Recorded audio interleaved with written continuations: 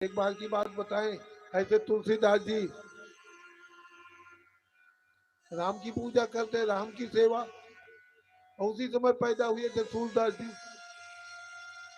दोनों राम की चर्चा कर रहे हैं, भगवान की चर्चा कर रहे हैं।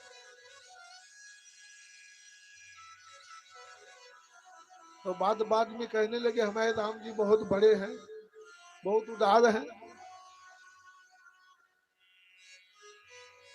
सूरदास जी कहने लगे नहीं, मेरे कृष्ण कृष्ण बड़े हैं।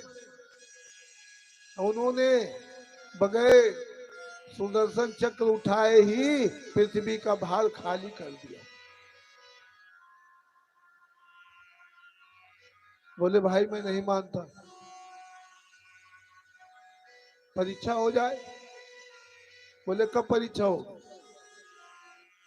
बोले आज शाम को ही परीक्षा करते हैं और दोनों के तराजू में बिठाते हैं, जिस तराजू का पलड़ा भारी रहेगा उसका भगवान भारी। गए एक जगह लकड़ी तौली जाती थी, बड़ा सा तराजू।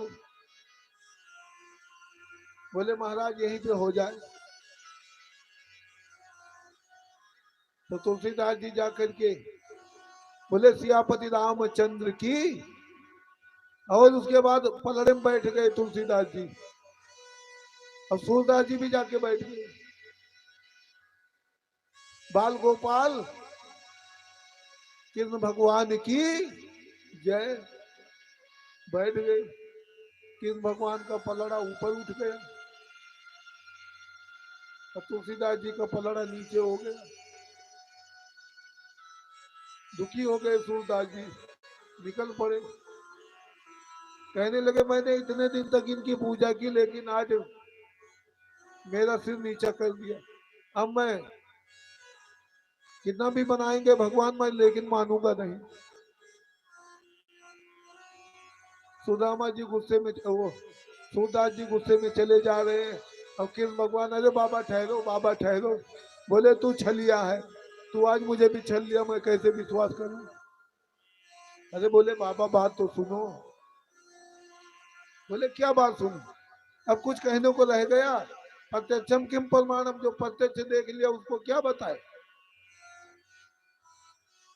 लेकिन कन्हैया ने उनको रोका, बोले बाबा हमारी गलती नहीं है। क्या? बोले तुलसीदास जी ने क्या कहा, सियापति रामचंद्र की।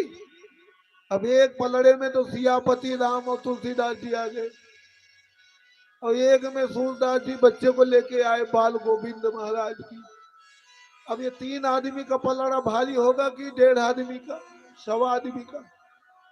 अरे तुमने भी कह दिया होता कि 16,000 8 रानियों समेत भगवान कृष्ण की जय, तुम्हें पलड़ा भारी कर देता।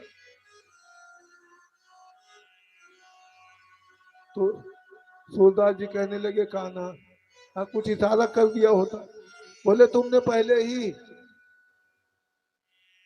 परीक्षा लेने का विचार किया, मुझसे पूछा। हमारा तो परिवार बहुत बड़ा है, लेकिन अब तो चूक हो गई। लेकिन हम न राम बड़े हैं न कृष्ण बड़े हैं, दोनों एक ही है। जिसको जो अच्छा लगता है उसी से उसका काम चले।